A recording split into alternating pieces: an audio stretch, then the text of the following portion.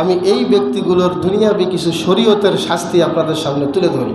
প্রথমে যেই ব্যক্তির কথা বলেছিলাম, বৃদ্ধ এবং বৃদ্ধা, জেনাকারী, এদের শাস্তি কি? দুনিয়াতে যদি কেউ ধরা পড়ে, এদের শাস্তি হলো যে কোনো নারী, যে কোনো পুরুষ যদি বিবাহিত হয়, শরীয়তের নিয়ম হলো কোমর পর্যন্ত মাটিতে পুঁতে শক্ত করে শরীরের অংশগুলোকে হাত পা বেঁধে, শক্ত করে বেঁধে পাথর মারতে মারতে তাকে দুনিয়া থেকে বিদায় করতে হবে। এটা হচ্ছে শরীয়তের শাস্তি। কিন্তু আজকাল এরকম অপরাধ ধরা পড়লে 2,000, 20,000, 50,000 টাকা দিয়ে মিটমাট করে ফেললো। এটা হচ্ছে দুনিয়ার নেতাদের বিচার, কিন্তু আল্লাহর বিচার কি হলো? হলো না। এটা জমা থাকলো। এখানে যদি 2 লক্ষ টাকাও দেয়, 2 কোটি টাকা দিয়েও মীমাংসায় যায়, কিন্তু পরকালে আল্লাহ রাব্বুল আলামিন তাকে এই শাস্তির কাঠগড়ায় দাঁড় করাবেন এবং এই শাস্তি তার বাস্তবায়ন করাবেন, কোনো সন্দেহ নাই। 2 নম্বর যেই কথাটা বলেছিলাম, যাদের সাথে আল্লাহ কথা বলবেন না, মিথ্যুক শাসক, মিথ্যা কথা বলে বিচার করেন। দেখেন হাদিসে আসছে, যাকে শাসক নিযুক্ত করা হলো, যাকে বিচারক নিযুক্ত করা হলো, বিশ্বনবী বলছেন যে তাকে বিনা শুরুতে যেন তাকে জবাই করা হলো। কথাটা ভালো করে বুঝবেন। বিনা শুরুতে জবাই করার মানে হলো, আপনি যদি একটা ধারালো ছুরি নিয়ে একটা পশু জবাই করতে যান, একটা ফোঁস দিবেন, পশু বুঝতেই পারবে না যে তাকে জবাই করা হলো। কথা বলেন ঠিক কিনা? কোনো কষ্ট পাবে না। কিন্তু ছুরি ছাড়া যদি একটা পশুকে আপনি জবাই করতে যান, তাহলে কি করতে হবে? হয়তোবা ধারালো ছুরি যদি না হয়, তাহলে একটা ছুরিতে যখন আপনি ফোঁস দিবেন বা যখন আপনি দুমড়ে মুচড়ে মাথাটা পেঁচায়া ছিঁড়তে যাবেন, আপনারা বলুন তো পশুটার কষ্ট বেশি হবে না কম হবে? আরও বেশি হবে, দ্বিগুণ চৌগুণ শাস্তি তার বেশি হবে।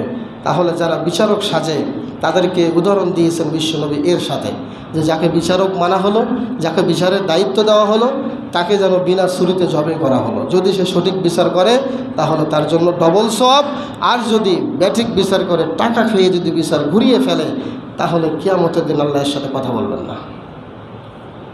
3 নম্বর যার কথা বললাম সে হচ্ছে অহংকারী, যারা অহংকার করে কাপড় ঝরিয়ে পড়েন। এদের শাস্তি সেই আগের যুগ থেকে হয়ে আছে। আপনারা সবাই জানেন, আবু লাহাব এমন এক ব্যক্তি ছিল, অহংকারী ছিল নাকি নিরহংকার ছিল? অহংকারী ছিল। আল্লাহর নবীকে, তারা ভাতিজাকে একটু পাত্তা দিত না, এত অহংকারী ছিল।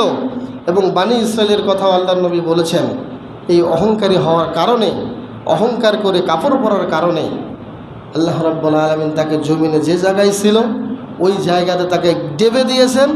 সে আজও পর্যন্ত মাটির নিচে ডাবতেছে, কিয়ামত পর্যন্ত সে নিচে ডাবতেই থাকবে। বলেন নাউজুবিল্লাহ।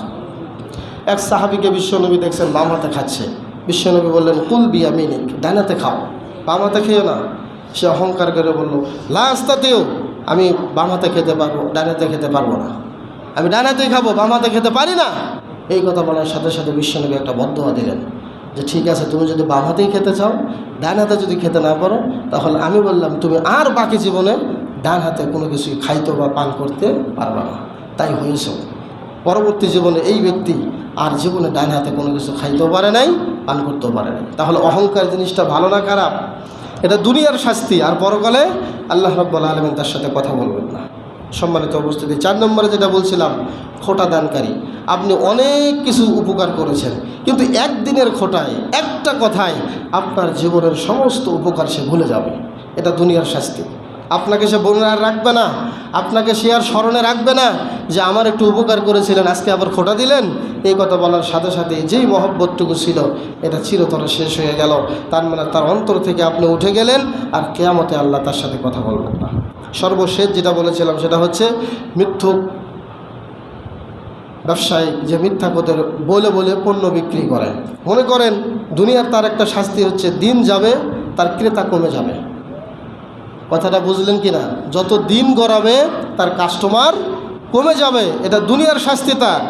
মনে করেন সে যে পণ্যটা বিক্রি করলো, একই পণ্য তারই বন্ধু আরেক দোকানে গিয়ে 200 টাকা কম পেয়েছে।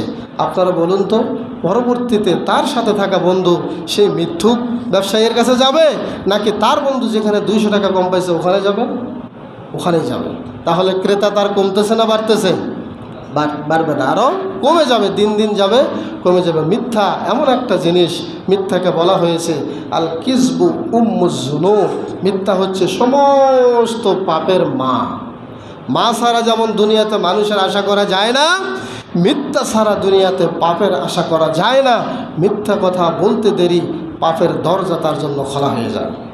দেখবেন যত গুনায় মানুষ লিপ্ত আছে, প্রত্যেকটা গুনার মূলেতে আছে হচ্ছে মিথ্যা। মিথ্যা দিয়েই গুনার পথে পা বাড়ায়, এই মিথ্যা দিয়েই গুনাহের যে রাস্তা এটা পরিষ্কার হয়ে যায়। আল্লাহ রাব্বুল আলামিন আমাদের সকলকে এই 5 রকমের যেই গুনাহ, এই নেককার গুনাহ যা করলে আল্লাহ কথা বলবেন না, আল্লাহ রাব্বুল আলামিন যেন আমাদেরকে এই 5 রকমের ব্যক্তি থেকে পরিত্রাণ দেন, আমরা যেন হেফাজত থাকতে পারি। সকলে পড়ে